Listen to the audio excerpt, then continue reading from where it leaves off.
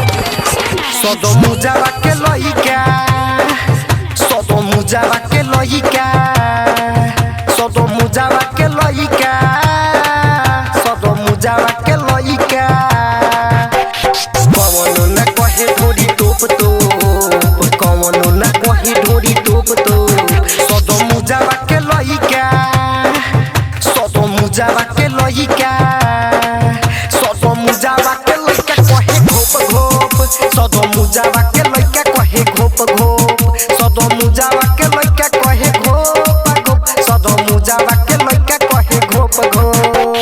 कवनो न कहे ढोरी टोप टोप कवनो न कहे ढोरी टोप टोप सदो मुजावा के लइका सदो मुजावा के लइका सदो मुजावा के लइका कहे घोप घोप सदो मुजावा के लइका कहे घोप घोप सदो मुजावा के लइका कहे घोप घोप सदो मुजावा के लइका कहे घोप घोप सदो मुजावा के लइका कहे घोप घोप सदो मुजावा के लइका कहे घोप घोप शिव नारायण सदो मुजावा के लइका कोदो तरंगदारी कोहता की बोलबे त पड़ जाइबा भारी सदो मुजावा के लइका कोदो तरंगदारी कोहता के बोलबे त पड़ जाइबा भारी भदत किसन कहे चोप चोप भदत किसन कहे चोप चोप सदो मुजावा के लइका सदो मुजावा के लइका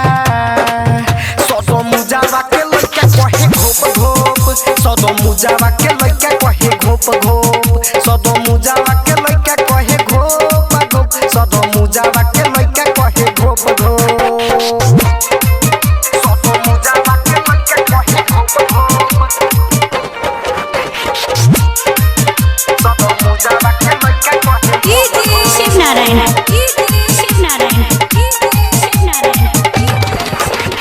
नचोगे न ठीक से होई नहीं अच्छा बिगन विधाता कहे लाग जाई घाटा नचोगे न ठीक से होई नहीं अच्छा अकेला आकाश कहे लाग जाई घाटा ज्योतिलाल कहे चुप घोप घोप अमित अकेला कहे घोप घोप सदो मुजावा के लइका सदो मुजावा के लइका